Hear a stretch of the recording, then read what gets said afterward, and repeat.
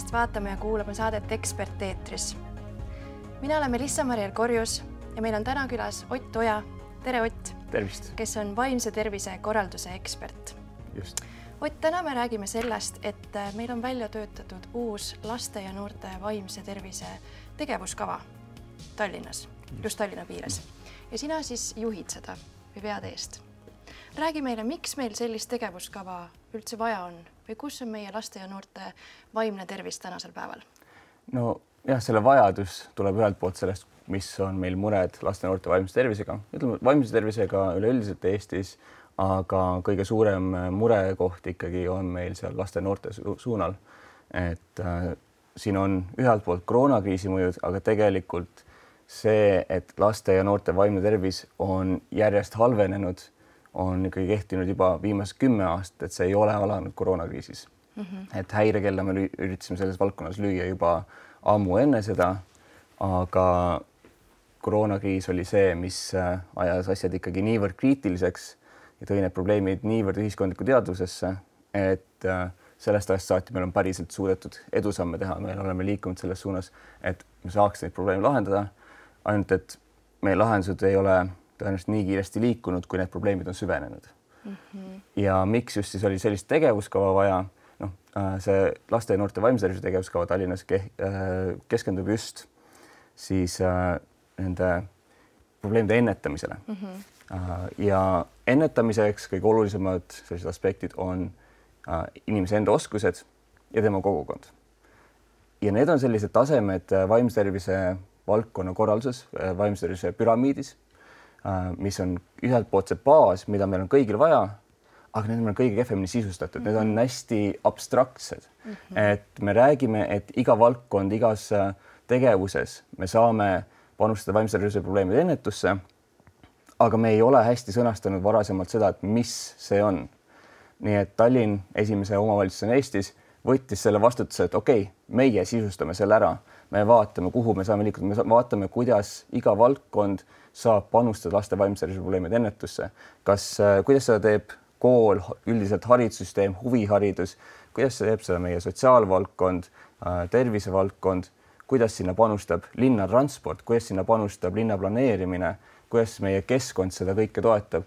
Ehk meil on vaja väga suurt valdkondade ülest koostööd. Just, nii kiiresti süveneva probleemi puhul meil ei ole seda trendi võimalik pöörata ilma, et me kõik ressursid selle taha paneme. Ja ma ei mõtle siin seda, et me peame üüratult kohe sinna investeerima igas aspektis, vaid see, et paljud asjad, mida me täna teeme, et kuidas me saaksime seal hoida kogu aeg seda kuklas, aga kuidas see toetaks veel laste vaimset tervist.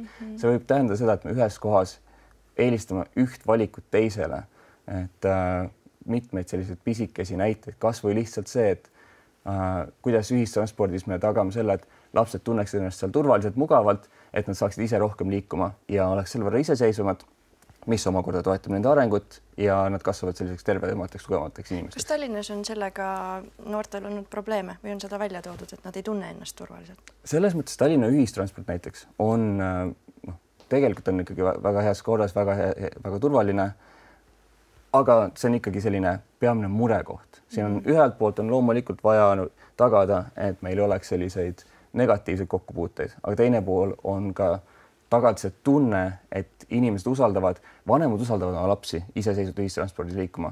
Lapsed tunnevad ennast mugavalt seal ja see on nii palju, sama palju seotud sellise reaalse turvalisusega kui sellise subjektiivse turvatundega. Kui me räägime nüüd üldse laste vaimsest tervisest, kas oskad mingisuguseid numbreid ka välja tuua, et kui halb see seis meil praegu on? Selles mõttes, et meil on sellised depressiooni ja ärevushäirete riskid on enam kui kolmandikel lastest, ütleme siin rohkem teismelised, et teismeeas kõige rohkem ikkagi need probleemid hakkavad avalduma, süvenevad. Kui me vaatame, mis seisud on näiteks noorte täiskasvanutega, et seal on vaimse tervise häirete riskid kõige kõrgemad. Häirete risk viitab siis sellele, et on mingi tõenäosus, et inimesel võiks kas kujuneda välja püsiv häire või siis ta on juba kujunenud. Et see on nüüd erinev sellest, et inimesel oleks diagnoos, sest seda me diagnoose me saame tuvastada, eks ole, ainult arstikabinetis, aga see, kui me tahame ühiskonna tasandil näha, mis seis on, seda me saame selliste teiste uuringutega, siis me räägime riskist, et me saame sellest rääkides mingi suurema grupi tasemel. Kas võib olla, et see vaimse tervise teema on noorte seas ka selliseks trendiks läinud, mis mulle endale on kõrvu jäänud, kuna mul on väiksemad vennad, et kohe, kui tunned ennast kehvasti, siis on isegi, et võib-olla popp minna kuskile psühhiaatri juurde ja saada endale need antidepressandid peale, sest et väga paljud teised õpilased kõrval võtavad neid ka. Et kas me oleme liikunud sellise ühiskonna suunas, kus... Siin ma julgen usaldada meie psühhiaatrid. Meil on tõesti, Eestis on väga head psühhiaatrid, väga head lastepsühhiaatrid, neid võiks olla muidugi palju rohkem, aga diagnoosini jõudmine ei ole Eestis kerge ja psühhiaatrid ei tegutse kergekäeliselt. Et kui inimesed räägivad sellest, et neil on üks või teine häire ilma, et nad oleksid konsulteerinud arstiga, olgu siis perearstiga või psühhiaatriga, et see on üks asi, selles mõttes seal me võime rääkida mingitest trendidest, mingitest sellistest, ise diagnoosimine on alati selline küsitav asi. Aga kui me räägime sellest, et inimene on ikkagi saanud oma psühhiaatrilt diagnoosi ja on ravil, ei ole mõtet tegeleda sellise alavääristamisega. Et loomulikult psühhiaatria on keerulisem valdkond kui mitmed teised tervishoiu valdkonnad, kus see diagnoosi puhul on rohkem sellist professionaalset kaalutluskohta. Aga meil on väga tugevad professionaalsed psühhiaatrid, et seda ei ole mõtet liialt siin kahtlusele seada, et meil nüüd on päriselt tervishoius ülediagnoosimine. Okei. Aga kui me räägime nüüd sellest ennetusest, siis mis on need põhiaspektid, kuidas ennetusega tegeleda, et lapsed üldse ei jõuaks sinna punkti, et nad tunneksid ennast nii kehvasti, et neil oleks mingisugust lisaabi rohtude näol vaja? No see on erinevates keskkondades, see tähendab erinevaid selliseid fookusi, aga võib-olla üks selline kõige läbivam on turvatunne. Ja ma ei mõtle lapse vati sees hoidmist, vaid pigem see turvatunne kui tagala, mis julgustab sind katsetama, rohkem pingutama, tegema, avastama maailma, eksima, põlve ära kriimustama, tulema tagasi, ennast korda tegema ja saada tuge, et siis pärast uuesti välja minna. Et see turvatunne, et see täpselt seesama, et kui ma lähen kooli, kas ma tunnen ennast oma klassikeskkonnas turvaliselt, kas ma tunnen ennast kaaslastega turvaliselt, sest kui ma tunnen ennast seal turvaliselt, siis mu õppimine on väga palju põnevam, sest õppimine eeldab katsetamist, eksimist, kõik need vead, et kas ma tunnen, et kui ma eksin, siis ma saan nii-öelda hukkamõistu, kas ma olen kuidagi teistest halvem. Jah, teistest välja jäetud kuidagi või ma tunnen, et see kogukond, mis meil ongi klassis, julgustabki seda, et aga proovi, vaata ja kui sa eksid, siis me nagu aitame sul püsti saada ja aitame vea parandada. See turvatunne algab siis suuresti selle kogukonna tasandil. Jaa, absoluutselt. Kuidas seda kogukonda nüüd üldse luua või tekitada või harida, et seda turvatunnet lastele pakkuda? No, meil on vist üsna selline ühiskond, et üsna üksikud oleme tänapäeval ja sellist kogukonnatunnet tekitatakse vähem kindlasti kui aastakümneid tagasi. Et see on ülemaailmne trend, sealhulgas Eestis. Ja ega selles mõttes see ei tähendagi seda, et me peame kõiges olema ülimalt kollektiivsed versus individualistlikud, et see on ikkagi selline tasakaal, aga kõik me inimestena ikkagi kasvame läbi seoste teiste inimestega. Ja eestlane tegelikult ei ole siin nii-öelda üüratu haruldus, kes ei oska teiste inimestega olla. Tegelikult oskab küll, aga selle vajab oma konteksti, oma keskkonda ja meil on natukene kadunud ära need ühised keskkonnad, kus me kohtume. Et kas või seesama, kas meil naabruskonna lapsed tulevad omapäi välja ja mängivad ja jooksevad koos ringi, teevad eakohaseid lollusi ja tulevad võib-olla õhtul selle marraskil põlvega koju, võib-olla püksipõlv on katki, aga tegelikult on see väga palju arendanud ja jällegi, et teine pool on see, jälle tuleb selle turvatunde juurde, et kas need vead seal mängides tänavaruumis, kas need on marraskil põlve tagajärjega või selles on mingid tõsisemad tagajärjed, mis kaasnevad sellises autostunud keskkonnas, mis meil Tallinnas kahjuks väga palju on. Just tahtsingi jõuda selleni, et kuidas sa Tallinna linnapilti hindad, et kuidas meil selle keskkonnaga siin on, kas noortel on selliseid kohti? No neid on vähemaks jäänud, selgelt on need vähemaks jäänud, et just seda turvalist ruumi on vähemaks jäänud, sest väga palju hoove on muutunud parklateks ja ei saa üle ega ümber sellest, et lapse elule kõige suurem oht on autoliiklus. Nii, et see on see, kus meil tegelikult, kuhu me kaotame kõige enam lapsi Eestis üldse, et autoõnnetused, et olgu siis nad reisijana või tihtipeale kahjuks ka tänaval liikudes. Et ja selle loomulik reaktsioon vanematel on mitte lasta lapsi omapäi liikvele. Ja nüüd, kui laps ei pääse omapäi liikvele, siis ta ei saa katsetada, ta ei saa areneda. Kogu tema päev on reguleeritud mõne täiskasvanu poolt, olgu see õpetaja, mõni juhendaja huviringis või lapsevanem, kes jälgib teda kodus ja igal liigutusel, kus ta ringi sõidab. Nii et selles keskkonnas laps ei ole omapäi, ta ei saa katsetada, kõik tema väljakutsed reguleeritud see täiskasvanu ära, aga siis tema enda oskused arene, ta ei saa ise neid piire nihutada. Mul on nii meeldinud näha, ma käin õhtuti Kassisaba piirkonnas jalutamas ja kohe nüüd, kui september hakkas ja kool hakkas, siis kuidas lapsed on kampadega, nii pisikesed lapsed, ma pakungi siuke 7-8, et on kambaga väljas ja jooksevad ja et seal on kuidagi turvaline, kuigi see on ikkagi ka nii kesklinn ja autod küll sõidavad seal, aga et seal on suudetud hoida seda, et julgetakse lapsi lasta välja. See on väga tore. Ja selles mõttes Tallinn tegelikult on täiesti Euroopa mõistes ja selle võrra ka siis täiesti maailma mõistes üks turvalisemaid linnu. Aga see liikluse pool on see, mis on nagu selleks kõige suuremaks väljakutseks ja samas on jah neid piirkondi, kus see on turvaline ja siin väga oluline on ka see, et kas laps käib teisel pool linna otsas koolis või ta käib oma kodulähedases koolis. Et kodulähedases koolis tal on palju lihtsam jalgsi edasi-tagasi käia, rattaga käia, ühistranspordiga vajadusel ka ja see jälle tekitab neid igapäevaseid pisikesi väljakutseid, kui ta ise liigub.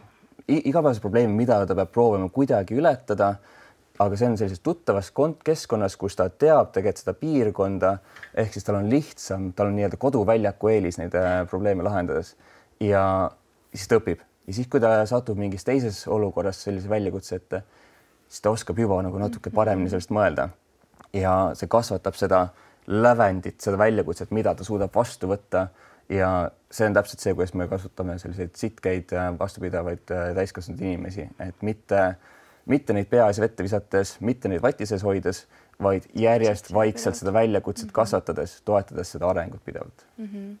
Kui me selle tegevuskava juurde tagasi jõuame, mis on veel seal sellised olulised kohad, mida välja tuua, et millega nüüd tegelema hakatakse 10 aasta vältel?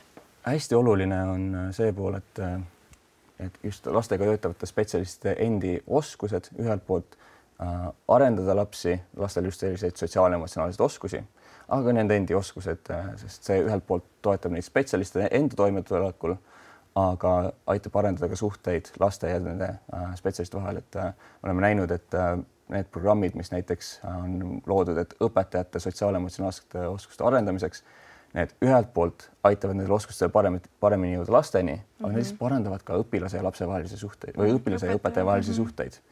Ja teistpidi ka õpetajate enda selline toimetulek paraneb, nad ise tulevad mingite probleemidega paremini toime või vähem kalduvust läbipõlemusena. Mis ei tähenda seda, et samade spetsialistide koormus saaks säilida selle tasemel, mis see praegu on, sest ükskõik, mis on need psühholoogilised trikid, need ei päästa sellest, kui sul on lihtsalt kohustusi rohkem kui ressursse.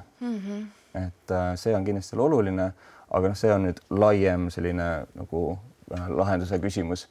Aga jah, meil on hästi palju fookus sellele, et need täiskasvanud selle lapse ümber, mis on nende sellised oskused selle lapse toetamiseks ja tegelikult ka iseendaga toimetulekuks, sest teistpidi ongi see. Sotsiaal-emotsionaalsed oskused on justkui nagu selline vaimse tervise vaktsiin, kus sa saad sellise grupi immuunsust tekitada. Et kui inimesed sinu ümber oskavad ennast hästi reguleerida, siis sina tegelikult arendad ka neid oskusi ennast reguleerida, aga samas see hoiab ka sinu vaimset tervist, isegi kui sul on raskem. Nii et see on selline vaktsineerimise küsimus suisa. Nii et seal on meil väga palju fookust. Ehk siis toimuvad mingisugused tasuta koolitused, webinarid või kuidas see välja näeb? Osalt küll, aga rohkem on isegi tähelepanu sellele, et kuidas me näiteks eriti koolide puhul, kuidas me tervete asutustega saaksime liikuda.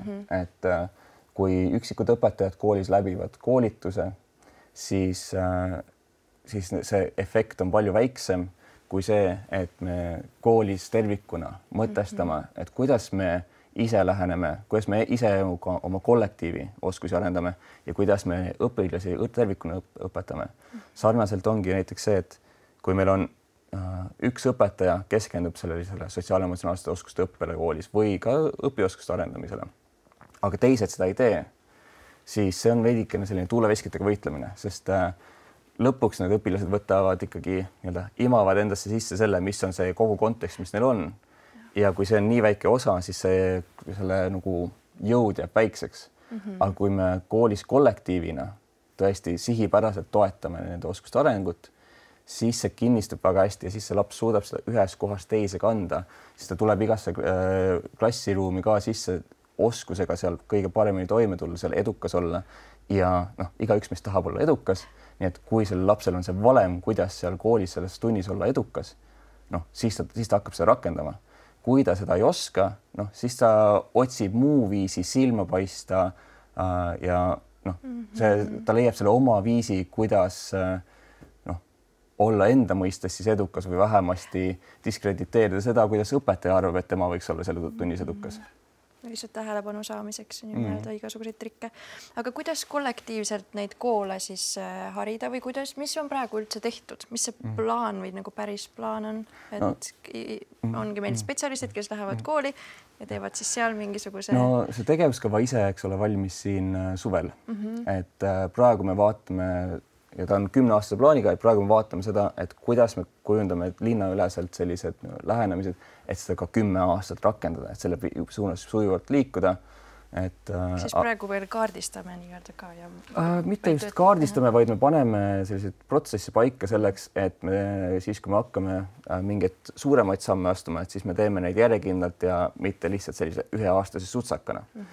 Ja üks selline suund ongi näiteks, et meil oleks selline terviklikum käsitlus üle linna, mitte koolide jaoks, meie huvikoolide jaoks, kõigi lastega töötavate spetsialistide jaoks, et kuidas me näeme laste näiteks sotsiaal-emotsionaalsete oskuste arengut. Mis on see teekaart? Mis vanuses me peaksime keskenduma mingitele oskustele, et oleks mingi selline rusikareegel olemas? Mis on mingid praktikad, mida igaüks saaks kasutada näiteks koolis, trennis, huviringis, et just see loogika, et isegi mitte ainult seal koolis, eks ole, need sarnaseid praktikaid või vähemasti sarnaseid põhimõtteid rakendada, vaid see jõuab sinna trenni välja, et tema treener ka teab, mis oskusi ja kuidas võiks arendada. Aga kuidas kõigini niimoodi korraga jõuda? Kas on mõeldud ka luua mingisugune veebileht või mingisugune selline koht, kust igaüks saaks minna seda infot uurima, endale selgeks tegema, et sellega kaasa kuidagi minna? No eks ta mingi hetk peab sellisesse staadiumisse ka jõudma, et sul on võimalik tervikuna vaadata seda, aga teiselt poolt on ka teatav arendusprotsess käib sinna juurde ja kõigini korraga jõudmise sihi seadmine on natukene kukub ette läbi, sest siis sa soovid äkitselt tekitada sellise hetkega ühe selle laine. Pigem me kasvatame seda kriitilist massi järjepanu selleks, et mingi hetk see lihtsalt täidab selle ruumi. Ja et isegi kui iga õpetaja, iga treener, iga juhendaja ei ole veel pardal, iga lapsevanem ei ole pardal, siis see lihtsalt on selles ühiskondlikus sellises ruumis nii tugevalt sees, et see tegelikult juba kujundab seda keskkonda. Kas on midagi veel, mis sa tahaksid selle tegevuskava kohta välja tuua? No üks selline peamine on ka see, et meie see keskne lähenemine on just põhineb valdkonna ülesel ennetusel. Ehk siis see loogika siis on see, et kui meie tegeleme justkui fookuses on siin see laste vaimse tervise probleemide ennetamine, siis tegelikult ühes valdkonnas probleemide ennetamine aitab ennetada probleeme väga paljudes teistes valdkonnas ka. Ja me üritame just neid ressursse kokku tuua, vaadata, et kuidas me saaksime seda kõige parem ühildada. Ehk siis mitte lihtsalt vaimse tervise probleemide ennetamine, vaid ka uimastite tarbimise ennetamine, riskikäitumise ennetuse, kuritegevuse ennetus. Et see just, et kui me tegeleme tegelikult vaimse tervise probleemide ennetusega, me panustame nendest teistesse valdkondadesse ka. Ja kui need teised valdkonnad tegelevad oma probleemide ennetusega, me panustavad ka meie siin vaimse tervise probleemide ennetusse. Nii et kui me toome nüüd siin Tallinnas need ressursid kokku, võtame ühised prioriteedid, ühised fookused, siis mitte lihtsalt me ei saa tegutseda efektiivsemalt, vaid ikkagi mõjusamalt. Sest kui me üksteist võimendame, siis me jõuame väga palju kaugemale ja see jälle jõuab sinnamaale, et miks on meil vaja erinevad valdkonnad kokku tuua. Et sellest ennetusest ei võida mitte ainult meie haridus- või sotsiaalvaldkond, vaid ka meie korrakaitsevaldkond, kõik meie selline ruumiplaneerimise valdkond. Et selles mõttes see on hästi mitmekülgsete kasudega. Tallinnas toimub sellise tegevuskava elluviimine esmakordselt Eestis, aga Euroopa tasandil. Kas me teeme siin midagi väga uut sellise tegevuskava loomisega? Mitmes mõttes küll. Stockholmis ka natukene vaadatakse selles suunas just sellise valdkonnilise ennetuse arendust. Aga sellist valmis eeskuju meil ei ole. Et selles mõttes loome uut pinda. Et selles mõttes me oleme natukene nagu kõvasti ettemõtlejad ja ühelt poolt loodame, et saame lõpuks olla tervel Eestile eeskujuks, aga tõenäoliselt ka laiemalt maailmas. Suur tänu, Ott, sulle täna saatesse tulemast ja seda teemat meiega jagamast. Hoiame pöidlaid pihus, et see tegevuskava täidaks oma eesmärki ja et läheks veel paremini, kui arvata oskame. Aitäh! Aitäh teile, kallid kuulajad ja vaatajad! Kohtume teiega juba järgmisel kolmapäeval.